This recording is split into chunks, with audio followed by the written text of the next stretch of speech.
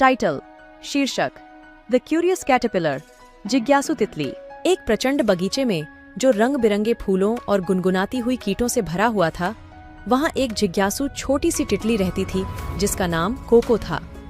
जिस तरह की अन्य तितलियां पत्तियों को चबाने और यह सपने देखती रहती हैं कि कब वह तितलियों में बदल जाएंगी, कोको ने बगीचे की सीमाओं के पार जाने के लिए उत्साहित होना चाहा। एक सूर्यमय प्रातःकाल जब कोको घास के बीच में लटकते हुए चला गया तो उसने रूट्स के एक पैरों में छिपे एक रहस्यमय टनल के ऊपर टकरा दिया। उत्सुक होकर कोको अंदर चला गया। उसकी छोटी टांगें उत्साह के साथ कांप रही थीं। टनल मोड़ मोड़ में घूमता और मोड़ता गया, उसे अज्ञात के गहराई में ले जाता। हर कदम पर कोको को नई अजीबतों का सामना हुआ। जीवन और जादू से भरा हुआ एक छिपा हुआ भूमिगत दुनिया। वह कई प्रेरित मधुमक्खियों से मिला जो ऊंची नगर बनाने में लगे थे, बुद्धिमान बुढ़िया जो पृथ्वी के रहस्यों की कहानियां साझा कर रहे थे, और नरम मिट्टी में नृत्य करते हुए खेलने वाले कीड़े।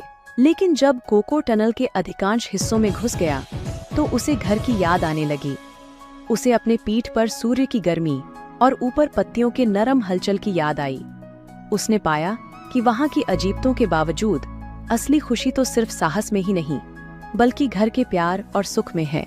उस दिन के बाद कोको बगीचे में हर क्षण की महत्व को महसूस करता रहा, हर फूल की सुंदरता और उसके साथी कीटों का सह।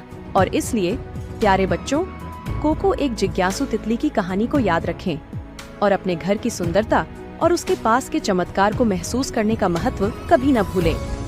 क्योंकि बस जैसे कोको, आप साहस के खोज में दूर दूर तक भटक सकते हैं, लेकिन सच्ची खुशी हमेशा घर के प्यार और गर्मी में पाई जाती है।